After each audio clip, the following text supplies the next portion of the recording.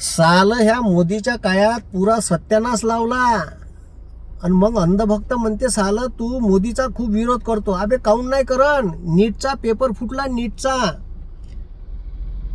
आणि पेपर 48 तासाच्या अगोदर बंद्या भारतभर व्हॉट्सअपवर व्हायरल होऊन राहिला.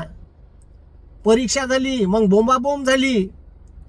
आणि हे नीटचा पेपर कोण घेते माहिती आहे का? त्या जे नीटचा पेपर ऑर्गनाईज करते त्या संस्थेचं नाव आहे नॅशनल टेस्टिंग एजन्सी. नॅशनल शब्द आहे. चोट्टेव जर अंधभक्त ते नसन समजत तर मी सांगतो, राष्ट्रीय. मग नॅशनल टेस्टिंग एजन्सी हे सेंट्रल ऑथॉरिटीकडे आहे, म्हणजे मोदीच्या अखत्यारीतला विषय आहे तो.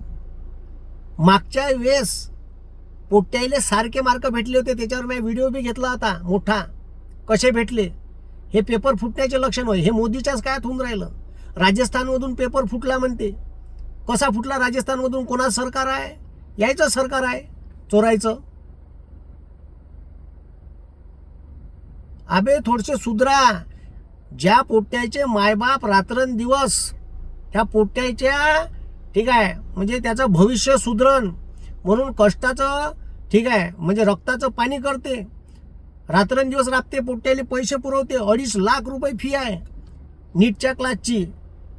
तिथं पोट्ट राहते, त्या हॉस्टेलची वेगळी फी. त्या मायबापाला वाटते आपलं पोट्ट डॉक्टर होईन, इंजिनियर होईन. 27 लाख पोट्टे जवळपास परीक्षेला राहते. तिथं हाय सिक्युरिटी, तरी पेपर फुटते. कोण वयसाले पेपर फुटणारे चोर? कसा पेपर फुटते? जेईच्या परीक्षेले ठीक आहे 15-16 लाख पोट्टे राहते. साली जेईची तुम्ही ऑनलाईन घेता आणि याची ऑफलाईन घेता, पण ऑफलाईन सुद्धा पेपर फुटत नव्हता. हे मोदीच्याच काळात बिहारमध्ये पेपर फुटन, बिहार पब्लिक सर्व्हिस कमिशनचा.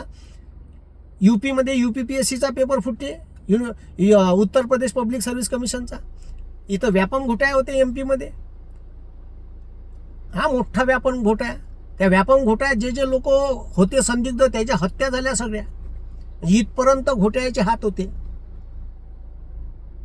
मग मोदीले बोलन नाही तर का पूजा करण, त्याची आरती ओवाळण साले हो. पोरायनं अभ्यास केला, परीक्षा दिली, सेंटरवर गेले, परीक्षा घेतली आणि परीक्षा घेतल्यावर 6 दिवसात बोंबाबोंब झाली तर परीक्षा कॅन्सल केली. आता कॅन्सल करणं गरजेचं होतं कारण पेपर फुटला होता.